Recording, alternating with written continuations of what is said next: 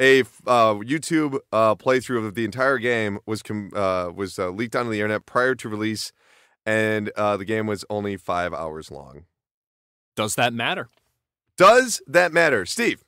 No. Okay. Yes. If you and moving on. No. If you're the type of person who is concerned about the number of hours you get out of a video game, and that is your a metric that you use to assess a piece of art that you like. You gotta be like 17, right? Ask yourself, what the fuck is wrong with me? Okay? Think about that as a metric. Time spent. Think about how that would be applied to any other piece of art. Do you walk out of a movie and go, it was great, but I wish it was 3 hours long instead of an hour and a half? No, you don't do that, okay? And if you're thinking of it in terms of, well, I paid $60, so I deserve to have X amount of gameplay hours. How exactly do you assess that? What's your benchmark? If something isn't 8 hours long or 12 hours long or 100 hours long, is it not worth your time? Does every game need to be Skyrim? Is Skyrim better because you can dump 200 hours into it? People, whenever they complain about a game being too short, they don't think about the giant Pandora's box of shit that they are opening. Mm-hmm. There are so many things that go into it. Here is the correct assessment. And yes, I'm saying correct because if you worry about the number of hours in a game, you are fucking wrong. You're insane. It's about the content and how it plays out. So let me give you a great example because I didn't play the order because I'm not a bougie motherfucker with a PS4. Yeah. When I played through Gone Home, I played through Gone Home in 3 hours. Yeah. It cost me $20. But that's money, and you paid money and you got a thing, but the thing doesn't sound like it's big. The thing sounds like it's 3 hours, but no, $20 should be 20 hours. It should definitely cost $9.99 because that is the correct number. It should be free. Yeah, or it should be free. If your game's less than 5 hours, you should give it away.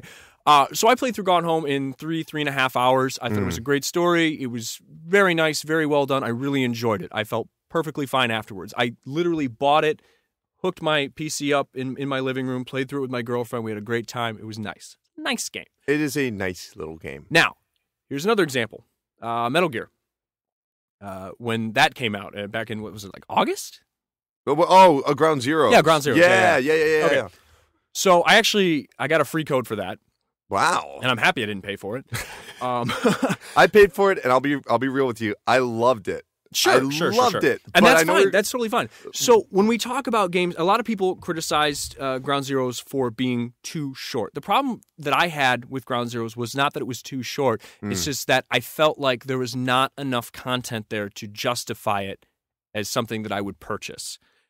In general. Yeah, you're not associating a price with that. Yeah, it's not price, it's not time, it's just when I get through my gameplay experience, do I feel fulfilled? Right. And no, I don't, because it's just a prologue, it's one tiny area, and I didn't feel like I was doing enough to really justify being in that world. It was a cool introduction to what the next Metal Gear game is going to be, but it just didn't feel like a game experience to me. I like to compare it to the Silmarillion for Lord of the Rings. Mm-hmm. It's like, well, this isn't really a story. It's just almost a tech demo, a narrative tech demo in some ways. And I agree with you right there. It's for me, I loved it, but and that's fine. But there is a huge context to that where it's like you have to love this series. This was going to be one of those things that you were going to buy regardless. Going into it, you knew how long it was going to be. Going into it, you knew what limited content. But because it was adding a context to what I had played, to what I'm going to play, I very much enjoyed it. But that's a very special case right there. Let's move over to the order real quick. People are complaining because it's only 5 hours long. I think it's a little longer. I think it's about 7 hours. Here's a better question. Did you enjoy the 5 hours that you spent with it? That's what I want to get to. I want to talk about another independent game called 30 Flights of Loving. It was probably my favorite game of 2012, and it's about 20 minutes long. If that. And you know what? There is no replay value except to replay the game exactly as you already have. I adore that game. That is so... Here's my thing. Go back to the 90s, kids. Let's go back to the 90s. Hey, all right. Hey, you want to release a JRPG? Sure. Is it 40 hours long? No. Boo. 5.5 at game... Really, a 5.5 at GameSpot because Parasite Eve was only 12 hours long. That is a real thing that happened. It was only 12. But you know what? Parasite Eve holds up a hell of a lot better than Legend of Dragoon, which got like an 8 or something. And let's not get into review scores. But what I'm trying to say is that these are... Do you want more padding? Do you want more fluff? Yeah. And by complaining about this shit and being vocal, you're telling game companies to give you more bullshit. Yeah. Ubisoft is your fault. It is your fault, person who complains about game length. Because whenever they put out a game, there's just hours and hours and hours of padding. Right. And that's your fault. Or remember when it was, man, this needs multiplayer. And then everything had multiplayer, and no one even bothered playing it beyond the first week of release. And now we've entered into like an era of, it's like a rehash of Nintendo 64 platformer collectathons, where just here's a bunch of arbitrary bullshit that you can do whether or not it helps you in the game. Yeah. But just fucking do it. I know. My issue is, one of my favorite games of all time is Way of the Samurai Part 1. And that game you can beat in about an hour and a half. Now, you can replay it and do very different things, but even if you couldn't, I would want to keep playing through because I enjoy the activity of being in that world and playing through those exact same scenarios. The reason I like The Order is because it doesn't bullshit around. That's why the story is good, too, because video game stories are notoriously bad because they have to keep padding around 12 hours because they're just filling time. They're like, well, we got this stage, we're on a boat. Can you work that into the story? And it's like, but we take place in the middle of the Sierra Desert. How are we going to do that? So I welcome the idea of shorter games. I don't care about price because I would rather... Honestly, if someone's like, hey, you want to watch this movie? I'd be like, I don't know. And they're like, well, it's 79 minutes long. I'm like, yeah, okay, pop it in. If somebody says, hey, you want to watch this movie? I don't know. It's 3.5 hours long. Oh, fuck no. We're not doing it. I got time for that. That's a big part of it, too. We're getting older, man. Yeah. I don't got fucking time for this shit. I work. I'm in grad school. Yeah. I've got a girlfriend who I like to spend time with. I have friends. Why's it got to be about you, Steve? Why can't it be about the listeners? But you're just bragging about all your great stuff. The older you get, and I'm sure you could speak to this too, the less free time you have. Okay? I'm not 15 anymore. I don't have time to sit around in my fucking mom's basement and play through Final Fantasy for 100 hours. Oh my God. I can't do that. I think I might have some time for that. That sounds like fun. We're talking Final Fantasy 9? What are we talking about? 7, 9, whatever. Not 8. Definitely not 8. Not 8. I got to go rent a basement. That sounds great. But yeah, I don't have time for this shit anymore. I welcome small games that give me complete experiences where I can walk away from them and say, wow, that was a great story. I had a lot of fun with this, but it didn't take me 100 hours. See, here, I agree with that idea because I think it is true. The older you get, the less time you have. This is true. Time rich, money poor, teenagers, But here's what people often forget, and this is true. Back in the 90s, you could play everything. Everything that came out, you could keep up. You could play every single game and probably even beat every single game. Yeah. Like everything that came, because oftentimes it'd be one game a week. And everything was so high profile, because game culture was so niche. There was literally no indie game scene at all. I mean, outside of like shareware on PCs, and that was it. But even indie games were coming out on consoles. Like if you actually look at how much those games cost to be released on the original PlayStation, it was very low entry.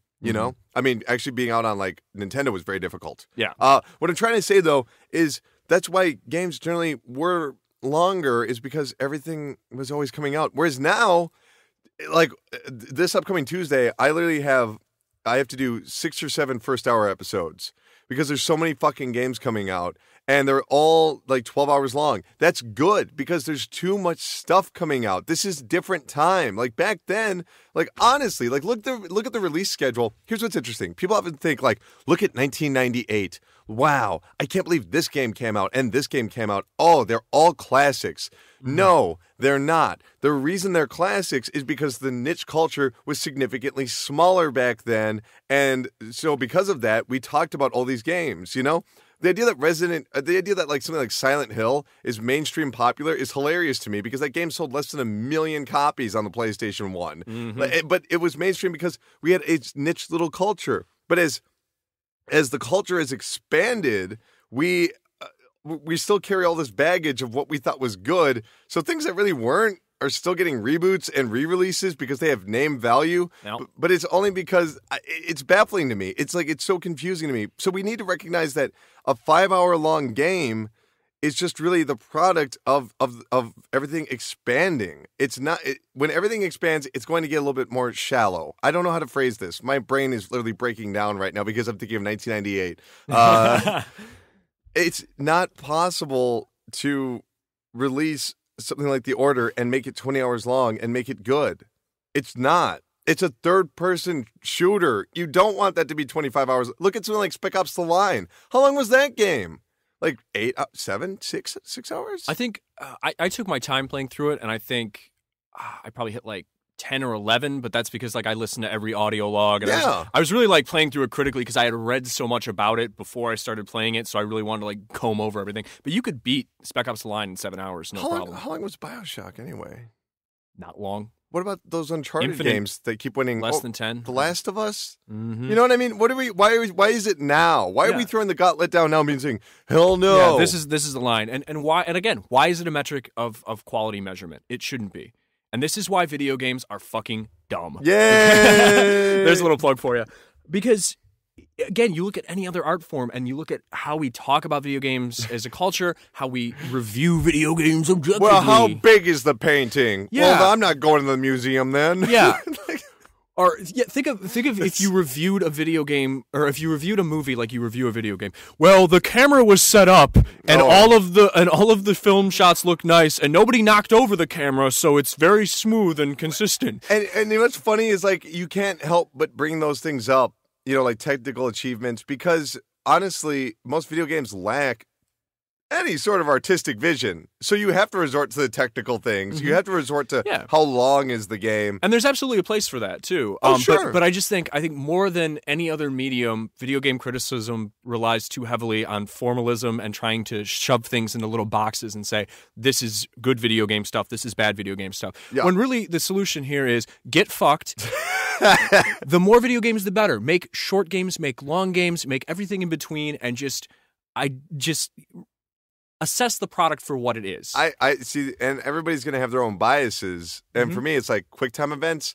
I hate that people have actually said QuickTime events are bad. Like, it's just a general idea now that they're bad. It's like, yeah, in Spider-Man 3, they were bad. In Shenmue, they were awesome. In God of War, they were awesome. Like we were talking about Dynamite Cop. They're great in Dynamite Cop. Yeah, they're awesome. But, like, the game Azura's Wrath makes me want to, like, chop my dick off and put it on the top of a fucking light pole. I kind of like that game. So... You would. Yeah, but, I mean, we can disagree on this, but the point is no, we can't. Yeah, it doesn't matter. Just, but we're assessing the content. I'm not mad at Azura's Wrath because it's short. I'm mad because I didn't like how they used the time that they had. Basically. Yeah, and that's really what it comes down to. Is I'd rather have a game that's 20 minutes long and perfect than a game that is 20 hours long and bad. Like. Seriously, go play The Evil Within, kids. Go beat The Evil Within. Come back to me. When you're at hour 23 and you're running down the same fucking corridors without any ammo and they're still trying to scare you, even though they've already given away the plot more times than you care to remember, you let me know how you're feeling. Exactly. Or play through Alien Isolation, which is... God. I like Alien Isolation. However... Why the fuck is that 20 hours long? Yeah, exactly. I think the best criticism... What's that? Did you actually beat that game? I didn't beat it. Alien Isolation. Yeah, I haven't beaten it yet either. Oh, I was worried. Yeah. But the point is the reason why I kind of fell off the wagon with it was just because it just got too padded for me. That could have been 5 hours long and been perfect. It'd been perfect, yeah. Make your games shorter. Don't make your games longer because you have to. Make it whatever it needs to be. Final Fantasies. You know what? I want to bring this up one more fucking time. For the love of God, if you work anywhere near JRPGs, please listen to me. The next Final Fantasy or Persona, here's what you're going to do. You release Persona 5, Episode 1, and then 2 months later you release Persona 5, Episode 2. That. Could you imagine? You just carry your save over? Because we don't need games that are 60 hours long. Like, it's 60's on the low end for Persona. Yeah, it's true. That's usually like 100 hours, maybe 110. Oh, God. Just the thought of putting 100 hours into a video game, which I haven't done since Skyrim. Yeah. But even when I did that on Skyrim, I didn't buy or do anything else. No. Like all I did was Skyrim for 3 months. What a horrible existence. Look, if you want a game to be 100 hours long, go play Team Fortress 2. Bye. That's all I got for you, kids. Multiplayer. You want to move on? Let's do it. Yeah, I think that was a good rant. No. I think it was too long. Yeah, it was just too long. If it would have been shorter, if we'd shortened I don't know. the length I think it was too short. Like, a good rant for me has to clock in at least 30 minutes, or it's just not worth my time. Yeah, I'm not going to listen to it if it's not. Why would it even bother? Have you ever wanted to be on an episode of the PressureCast? Well, now it's easier than ever. With the brand new Pressure Line, you can leave a voice or text message to be heard on air. How do you feel about the current state of video games? Who's winning the console war? What games are you excited for? Whatever is on your mind, we want to hear it. Call or text 954-94-PRESS. That's 954-947-7377. Or you can email us PressureCast@gmail.com or tweet at us @PressureNews. Remember to write a review, rate, and subscribe on iTunes, Stitcher, and YouTube. Tell your friends and spread the word. The PressureCast wants to hear from you.